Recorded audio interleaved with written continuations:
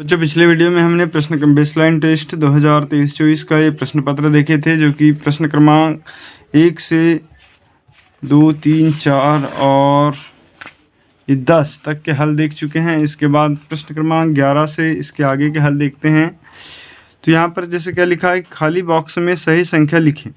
अब यहाँ पर हमको सही संख्या लिखना है, तो इसके लिए फ्रेंड्स इन सबको जोड़ना है। जिसमें धन चिन्ह है उनको जोड़ना है और जिसमें ऋण है उसको घटा देना है। जैसे ऋण 3 और ऋण 7 कितना हुआ, ऋण 10 हो गया। उसके बाद में 8 और 5 13, 13 और 6 कितना होगा, 19। 19 में से 10 घटा देंगे तो यहाँ कितना बचेगा, 9। ठीक है।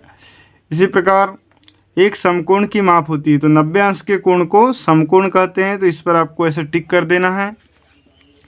अगला है, एक कक्षा में 38 छात्र थे। शिक्षक द्वारा प्रत्येक छात्र को 4-4 टॉफियाँ दी गई, तो बताइए कि शिक्षक ने कुल कितनी टॉफियाँ बांटी। तो 38 छात्र थे, एक छात्र को 4 टॉफी मिली। ठीक है, तो कुल टॉफ़ी की संख्या हो जाएगी 38 गुणित 4। तो यहाँ लिख देंगे 38 गुणित 4 बराबर 4 8 32, 32 की 2 हासिल का 3 और 4 3 12 और 3 15, 152 टॉफियाँ हो जाएगी। इसके बाद है, दी गई आकृति में 1/3 भाग को छायांकित कीजिए। मतलब 3 में से 1 को छायांकित करना है। तो यहाँ पर देखिए, ये वाले 3 में से 1 हो जाएगा। 3 में से 1, टोटल भाग कितने हैं, 1 2 3 4 5 6, 6 दूनी 12 भाग हैं। ठीक है, तो 12 में से कितने। तो इसके लिए आपको क्या करना है, जैसे यहाँ पर देख लीजिए 1/3 बराबर, तो 12, ये 12 में से कितने। तो इसमें कितने का भाग गुणा करना पड़ेगा, 4 का। 4 तिया 12, तो यहाँ ऊपर नीचे 4 का गुणा कर देंगे, तो 4 1 का 4 और 4 तिया 12। मतलब 12 में से 4 भाग को छायांकित करना होगा। तो यहाँ पर हम लिख सकते हैं ऐसा, 1/3 बराबर 4/12। मतलब 1/3 में से 1 का मतलब हुआ 12 में से 4। तो यहाँ 12 भाग है, 12 में से 4 को छायांकित कर देंगे इस तरीके से। ये इसके बाद क्वेश्चन नंबर 14। तो क्वेश्चन नंबर 14 देख लीजिए, क्या लिखा है, खाली बॉक्स को सही संख्या में लिखिए। तो 0.3 गुणित 0.8, तो 8 3 24, तो यहाँ 24 हो जाएगा। और ये 0.1 और 0.1, 2 अंक के बाद दशमलव लग जाएगा यहाँ पर, तो 0.24 हो जाएगा। फिर खाली बॉक्स में सही संख्या लिखिए। इसमें भाग देंगे 0.4 में, फिर 10 का भाग देंगे, तो जो दशमलव है 1 अंक इधर हट जाएगा, तो 0.04 होगा। फिर है, अंकों 4 7 5 0 से बनने वाली 4 अंकों की सबसे छोटी संख्या लिखिए। देखिए, सबसे छोटी संख्या लिखने के लिए हमको सबसे पहले 0 को लिखना पड़ेगा। तो देखिए, सबसे पहले 0 यहाँ पर है। फिर उसके बाद 4 7 और 5 में सबसे छोटा अंक लिखना होगा, तो सबसे छोटा अंक 4 हो गया। उसके बाद 7 और 5 में छोटा अंक लिखेंगे, तो इनमें 5 है, तो ये 5 आ जाएगा, और फिर 7। तो इस प्रकार 457 सबसे छोटी संख्या होगी, तो ये सही होगा। इसके बाद अब देख लीजिए, नेक्स्ट क्वेश्चन है कि सबसे छोटी पूर्ण संख्या लिखी। तो सबसे छोटी जो पूर्ण संख्या होती है 0 होती है।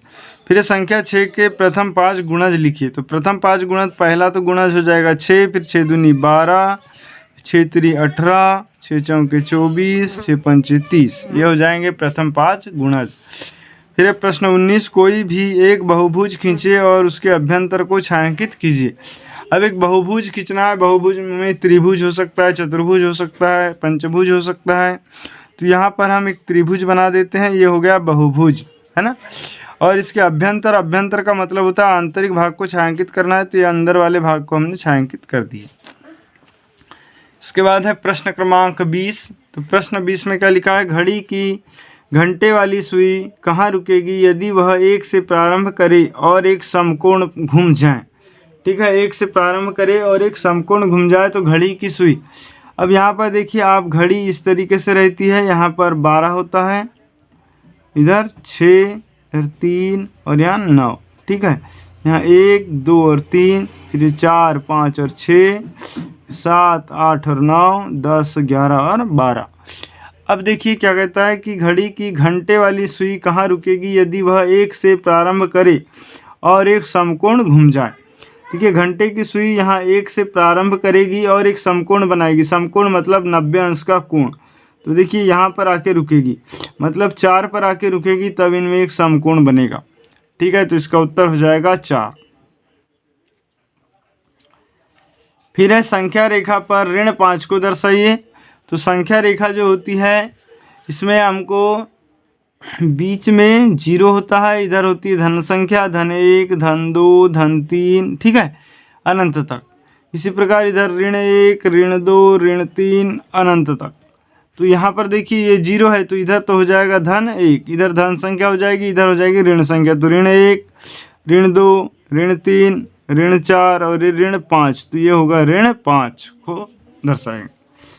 फिर संख्या 3/5 के तुल्य एक भिन्न लिखिए। इसके तुल्य भिन्न बनाना है, तो 3/5 बराबर, इसके तुल्य भिन्न बनाने के लिए उतनी ही किसी संख्या का हंस और हर में गुणा कर देते हैं।